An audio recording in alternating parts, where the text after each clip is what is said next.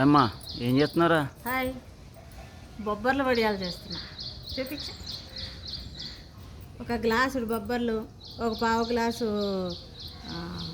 మినపప్పు వేసి రాత్రంతా నానబెట్టి పొద్దున్న నీళ్ళు మొత్తం ఓడేసి దాన్ని వడియాలు మనం నీళ్ళు ఒక్క చుక్క కూడా వేయకుండా గ్రైండర్లో మనం రుబ్బేసుకోవాలి. ఓపుకుంటే చేత్తో రుబ్బుకోవచ్చు, టైం లేని వాళ్ళు, ఓపిక లేని వాళ్ళు గ్రైండర్లో వేసేసుకోవచ్చు. అందులోకి పచ్చిమిరపకాయలు, టేస్ట్కి తగినట్టు ఉప్పు, ఇంత జీలకర్ర వేసి ఫస్ట్ మిక్సీ పట్టేసి ఇవి ఇంకా తీసేస్తాము. నలిగిపోయింది, మెత్తగా నలిపేసుకోవాలి. ఇది నలిగిపోయింది అన్నప్పుడు ఇందులో కూడా వేసేసుకుని మనం రుబ్బేసుకుని ఇదిగో ఇలా ఉండాలి పిండి. అదే ఇలా ఉండాలి పిండి, ఇలా మెత్తగా ఉండాలి. చూసారా, ఇలా మెత్తగా ఉండి ఈ విధంగా పెట్టుకోవాలి.